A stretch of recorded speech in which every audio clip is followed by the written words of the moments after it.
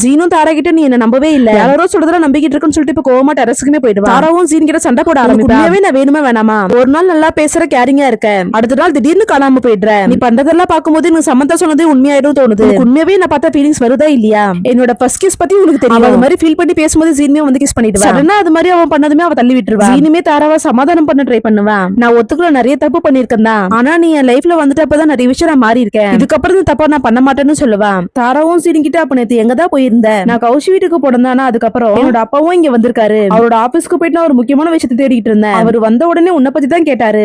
அவர் ஏதோ பிளான் பண்றாரு, ஆனா என்ன விஷயம் தான் எனக்கு தெரியல. அது என்னன்னு நான் சீக்கிரமா கண்டுபிடிச்சிருவேன்னு சொல்லுவேன். நான் என்னோட ஃபர்ஸ்ட் கிஸ் நான் எப்படிலாம் இமேஜின் பண்ணி வச்சிருந்தேன் தெரியுமா? நீ சடனா இது மாதிரி பண்ணணும்னு நினைச்சு கூட பாக்கல.